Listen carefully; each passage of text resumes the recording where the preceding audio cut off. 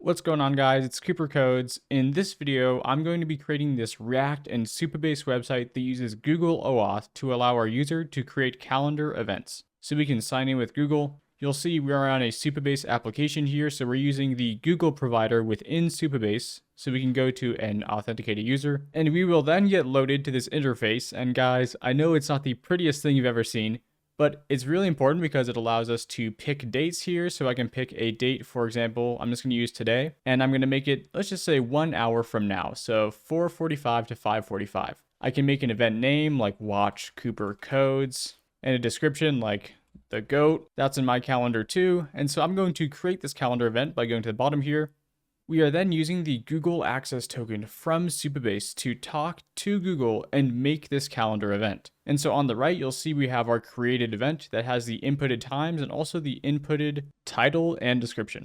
So although the website isn't exactly the best looking thing you've ever seen, there's a bunch of functionality here that can be applied to meeting applications, tutoring applications, whenever you have to do a one-on-one meeting, for example. And being able to create events from your React applications is super powerful. Let's get started by setting up Supabase. Let's get started by going to supabase.com and then signing in. We can then create a new project in this dashboard by going to new project, and you can make it under any organization. I'm then going to name the project. So I'm just going to say Google Calendar Creation, whatever you want to name it. Then you can generate a password here if you like. Feel free to save this, but it's not going to matter for this video. Choose the region closest to you, so shout out to the West Coast, and then create new project. Alright guys, this will take a couple minutes to get started. Once Supabase is done getting set up, we can then go work on the Google side of things. Alright guys, so now that we have a fully set up project, we can go to the left and then go to authentication. For this video, we are going to be using the Google provider. So we can go to providers here and then scroll down to Google. Now we can see that we need a client ID and a client secret from Google. So now let's get started setting up the Google side of things. So you can get started by going to console.cloud.google.com, and you should be brought to some type of initial dashboard page once you sign in. The important part is we want to create a new project. So if you're in a different type of interface, just go through the new project route, however, the buttons say to get there. But if you're here, we can go to the top left, go to new project in the top right here. Make a project name, so, calendar, test, whatever you guys want to call it, and press create. Once that's created, you might get a little notification, or you can also just go over here and select the newly created project, so calendar test. So now we're working within our newly created project. The first thing we want to do is we want to go into the search bar, look up calendar API. So you go down to marketplace here, Google Calendar API. And then you want to make sure to press enable. So once that's enabled, you should be brought to this screen.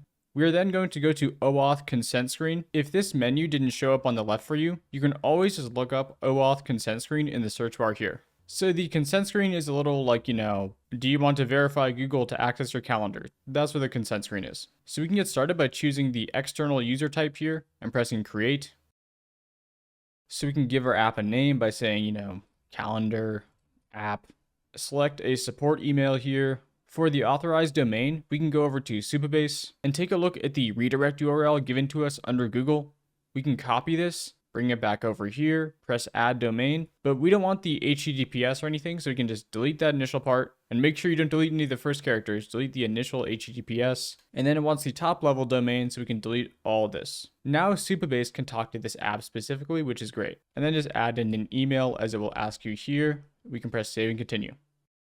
Alright guys, scopes are so important. A scope pretty much just means what data are we allowed to access from the user when they log in with Google. So we can add some scopes here. I'm going to get the email and the profile of the user scopes. And now we can go to the calendar scopes. So click forward here until you get to the Google Calendar API. So this auth/calendar scope right here, we can press the check mark here. And this is going to give us access to everything related to the Google Calendar. So you guys will see literally everything. See, edit, share, and permanently delete all calendars you can access using Google Calendar. If your application only requires specific parts of the Google Calendar API, then pick these other scopes that are more specific to your case. But for this video, I'm going to use that big overlying scope just so we can get access to everything and people don't run into weird issues. And then we can press update at the bottom to add these scopes to our consent screen.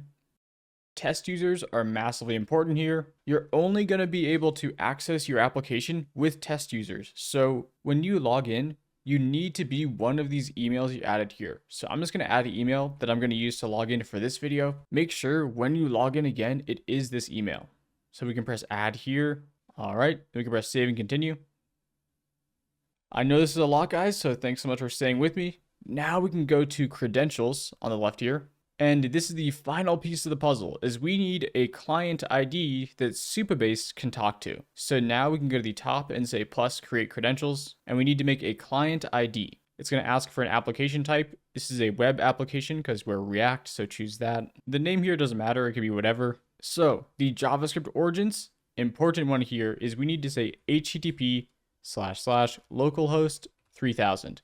Or wherever your browser requests are coming from. So if you're hosting on a domain, it should be that hosted domain here. But we are just doing local testing with React, and so it's going to be coming from this specific URI. Now the redirect URI, Supabase is going to handle the redirecting. So we need to go back to authentication, copy this redirect URL, paste it in here, and that means we are good to go with Supabase talking to our client. We can now press create. And guys, don't click away from this window if it popped up. You want to make sure to copy your client ID, go to Supabase, paste it in, go back here, go to your client secret, copy it, and then paste your client secret here. So the final thing we need to do is just press this Google enabled right here. Ding. That's all you need to do. And then we need to press save. If you do not save, it's not going to work, even if you put them in text boxes. So make sure to do that, guys. And you should see that Google is enabled. So under your auth providers, it should show Google and email.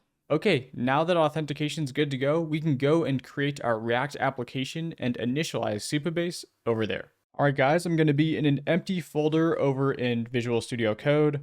And I'm going to start by creating a React application by saying npx create-react-app and name the folder here client. So we have our fully created React application now, which is great. We can then cd into that client folder. And then we're going to npm install two very important libraries. The first one is at supabase/supabase-js, and then some authentication helpers from at supabase/auth-helpers-react. So your package.json should look something like this. We can now go over to index.js under the source folder to create our Supabase client. So pretty much making a way for our React application to talk to Supabase. We can do that by saying import create client from at supabase/supabase-js. We can then create our Supabase client by saying const supabase is equal to create client like this. It's going to need two strings. The first one's going to be our URL, and the second one is going to be our public anon key. And if you're like, what on earth is a public anon key? We can go back over to Supabase. We can go to our home of our Supabase project, scroll down from home, and you're going to get the project URL. So we can copy this here, bring it over to our create client, paste it in, and then the public anon key. So our API key to talk to Supabase. We can copy it here and paste it in. And so now we need our application right here to be able to talk to Supabase and use this client. We can use something called a session context provider. So we can import session context provider from at Supabase auth helpers. So this is a provider that's going to allow our React application to talk to Supabase at pretty much any component. So we can take the context provider and wrap it around our application like a Christmas present. Merry Christmas, by the way. It is that time of year, even if you're watching this like 6 months later. And we can set the Supabase client that is getting provided to our application by going in here and setting the Supabase client property of the context provider equal to the Supabase client that we created at line 9. Look at how seamless that is. So now our application gets access to Supabase. Let's go. Now we can go into our app.js and actually get started with creating our application. I know, guys, a bunch of setup, but it is what it is. That's coding at the end of the day sometimes. Inside of our application, we can get rid of the initial boilerplate. I'm just going to get rid of the header and keep this div just to use for later. I'm going to get some React hooks from the auth helpers here. So I'm going to say import use session. This is going to get the current session from the user, and then also the use Supabase client. So we can access that Supabase client we initialized before from this React component, which is just the app. So to see those two in practice, we can say that the const session is equal to the use session here. You can imagine this like this is kind of like user, but not really. There's a bunch of things stored in here. For example, the current active tokens are stored inside of our session, and that's where things are going to get super important. So I'm just going to leave a comment here with tokens because that's the important part with session for this video. Then to access Supabase client, we can say const Supabase is equal to use Supabase client like this. This is just to talk to Supabase. I know I'm making some simple comments here, but at the end of the day, we can really simplify things to make it easier to understand. So inside of our return statement, I'm going to make a little div to hold all our information. This is just to make it look like semi-nice, so it's not, sprawling across the entire screen. I'm going to make this inner div have a width of 400 pixels and have a margin of 30 pixels and center it to the middle, which is going to be through auto. This isn't exactly a style video, so don't worry too much about this. The important logic here, though, is if a session exists, then we want to show a certain React component. So we're going to be using a ternary statement. So it's pretty much saying if the session exists, then show this React component,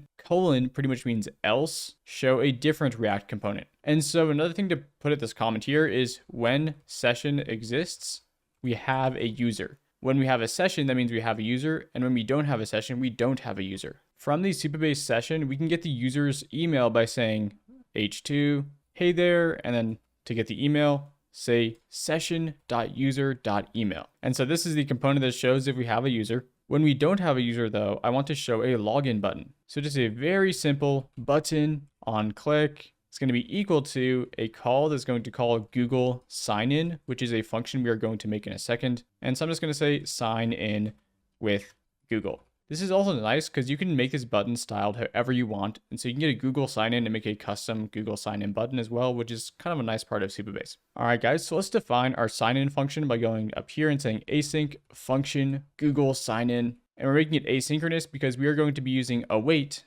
right here. And we're going to say await supabase.auth.sign in with OAuth. This means we are using an OAuth provider to sign in, for example, like Google. So we're going to make an object here that's going to have all of our credentials and other information. For example, it wants to understand that the provider is Google. And something very important for OAuth, which is kind of murky online, which might be why some of you guys are watching this video, is that it also needs an options. And within this options, you have to specifically ask for the OAuth scopes of whatever provider you're using. And so what is an OAuth scope? Like I said before, when we were doing the OAuth consent screen, you saw scopes. Scopes allow you to access specific parts of the provider. For example, specific parts of Google. So we can say that these scopes are equal to, and then we can put a string here. Depending on the API you're using, you're going to need access to different scopes. But the scope that we got access to earlier is this one, the HTTPS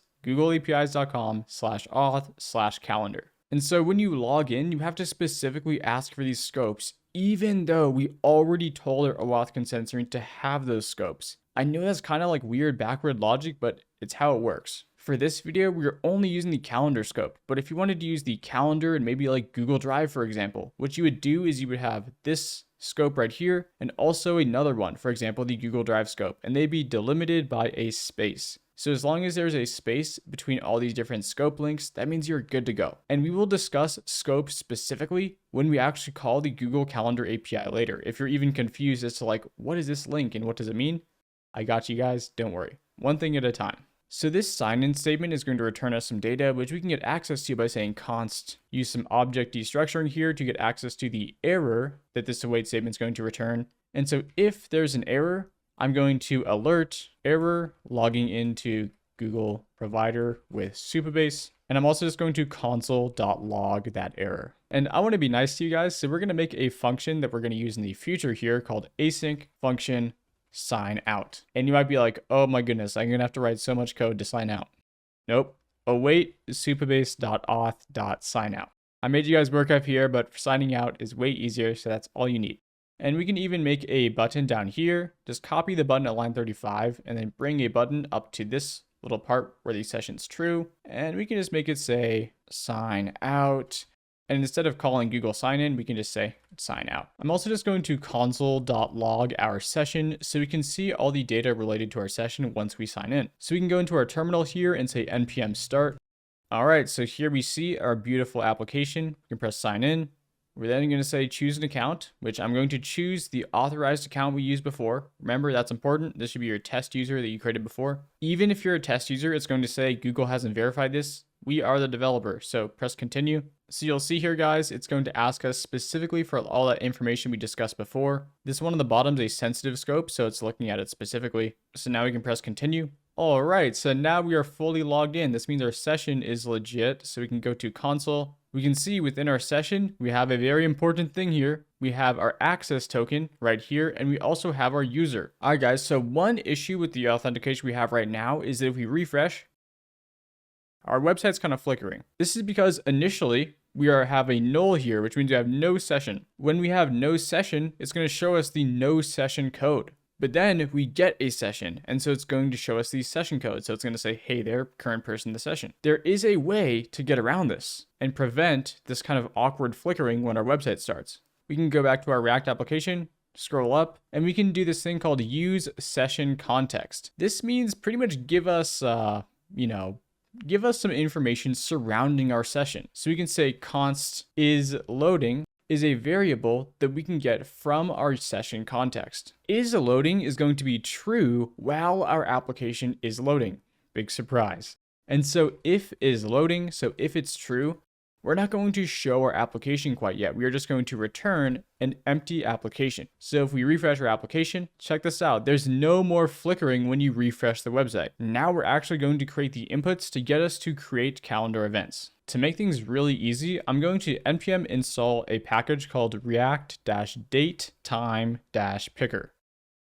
So this is a component we can use to do the date time selection. So I'm going to say import date time picker from React datetime picker like this. And guys, this is going to be a little complicated, but don't you worry. I'm going to explain everything as we go. Firstly, we need access to import the use state from React. We're going to start by getting the start dates. For example, the starting time of our event. We're going to make a use state. So we can just say start and then set start is equal to a use state, which is a new date. This is because the start dates and the end dates are going to be working directly with the datetime picker here, which I will show in a second. We're also going to make a use state for the end time. So end and set end. And datetime picker is built specifically to work with these use states that have a date value. So we can go and copy datetime picker here, scroll down. I'm going to make a little paragraph saying start of your event. And then we can say datetime picker. When it changes, we want to send that change event over to the set start. So setting our start date it's going to set it to whatever time the datetime picker has. And its value is going to be equal to start. So whatever the current value of our state is, it's going to be that value for the datetime picker. And so we can copy this over and do the same logic for the ending of your event. So end of your event, then we can say set end, and the value is going to be equal to end. So I'm going to go in here and console.log start. Start and end pretty much have the same logic, so I'm just going to log one of them, but feel free to log both if you like. I'm going to npm start our application. So we can inspect element to go to the console. You'll see it's showing the current time, because that's what it's set to, is the current time for me. But now what we can do is, let's say I want it to go to, 8 o'clock. Check it out. It's now showing 8 o'clock over here, although it's in military time. So this date picker is going to change, and if I wanted to go to like the 14th of December, you'll see over here the date it's connected to is going to change to the 14th. We can pass these dates to Google Calendar when we work with it, is why we're creating these. And so now that we have this value always being updated, we don't even got to worry about it. Once we get to the API call, we're going to have a value to use. So now let's work on those text inputs and make sure this sign out button isn't to the right like it is right now. So I'm going to scroll to the top and make some new states. So we can just copy these. So we can just copy one state to get started. It's going to be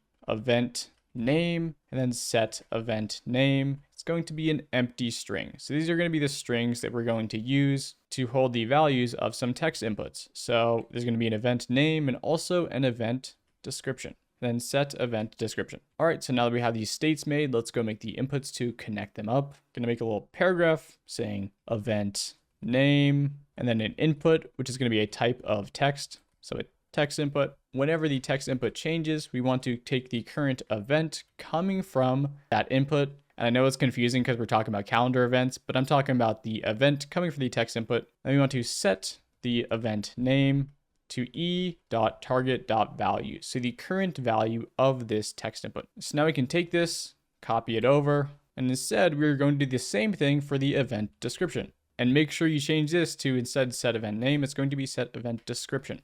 I know we're getting crazy with the console logs, but it's just to show you guys what's happening. We can now console.log the event name value and also console.log the event description value.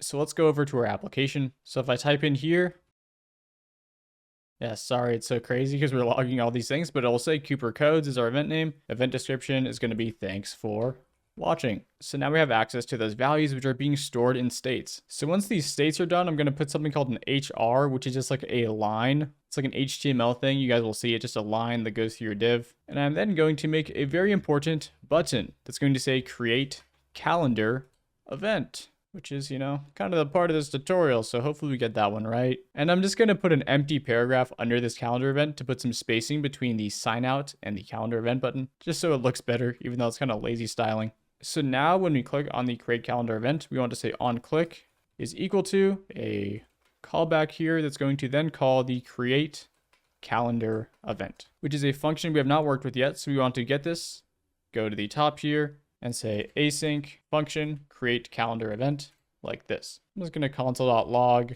creating calendar event. And so we can go back to our application. So we can go in here, and when we press create calendar event, it's going to say creating calendar event. And you might be like, oh, it's just a console.log, whatever. That's actually very important because if there's console.log logic, that means we can put any other JavaScript logic we want. For example, actually creating the calendar event. Okay, guys, don't get too excited, but now we're actually going to go into the Google API stuff. All right, guys, I know documentation can be daunting, but I'm going to specifically show you the documentation for this so you can apply similar logic to whatever route you need to access for Google Calendar. We are going to make an HTTP request that's going to post to this link. And for this specific route, the insert, guess what? We need access to this specific scope. So I told you guys I was going to talk about scope again. Here is where specifically Google is checking, does this person have this specific link or this specific link in their scopes? And we do have this link right here in our scopes, so we're good to go. In the request body of insert, we are going to make a request body in just a second here. It needs an end property and a start property in the object.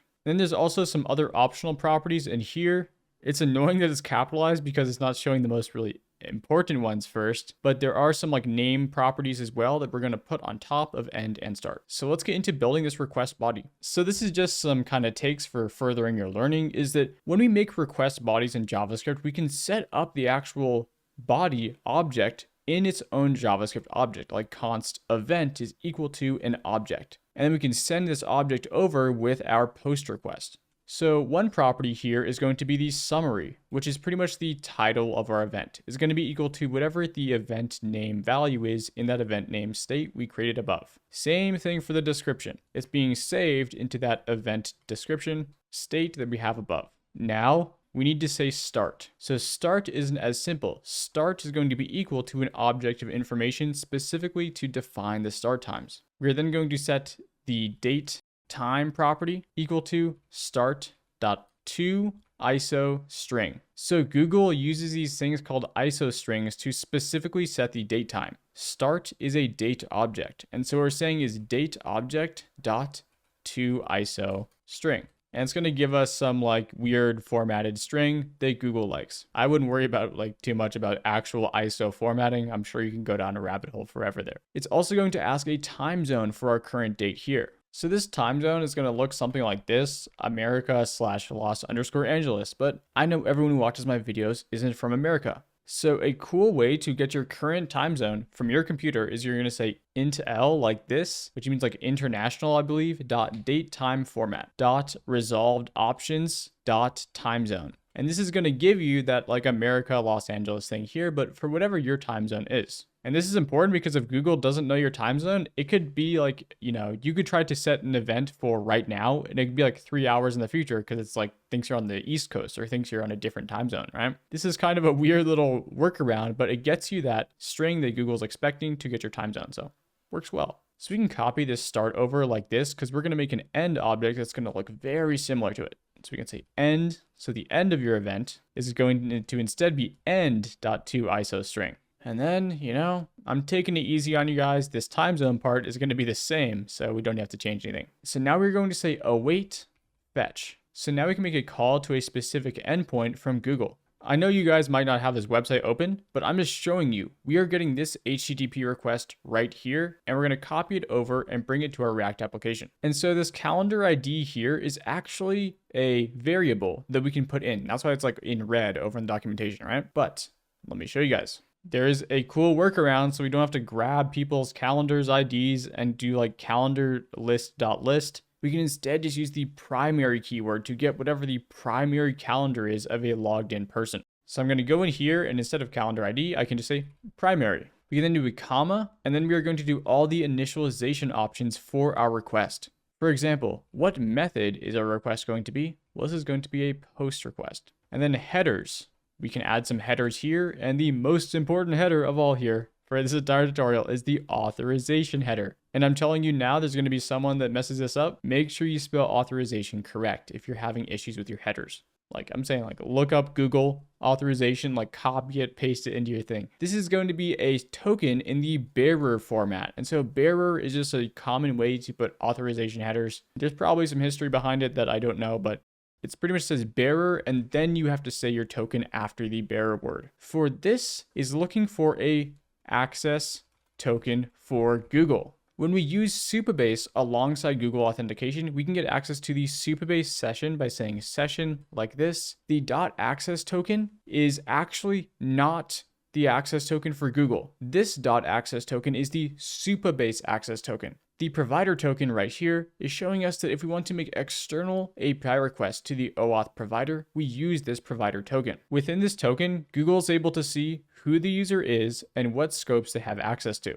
And then body. All right, guys, this is going to be crazy. The body of the request, dun, dun, dun, we already made the entire body right here. And so all we have to do is we have to say json.stringify. This is able to kind of translate it into a string that the server is able to understand. So it's stringify the entire event object that we created above. So it's going to turn this into one big string pretty much. That's obviously still a JavaScript object, just in string format. And so there's our fetch request all the way done. So we can say .then to kind of process the data once it's finally done. So this is going to give us data from the request, like stuff like, was there an error? And then it's going to return the created event as well. But first of all, we have to make it go return data.json. So it's going to take the data and put it into a JSON format. So it's going to make it a JavaScript object. This next .then is going to grab whatever has been returned here. So for example, we're going to grab the data again, except it is now going to be a JavaScript object. And so we can console.log the data object here. And so I'm an optimist. The data object could be an error, but I'm just always going to alert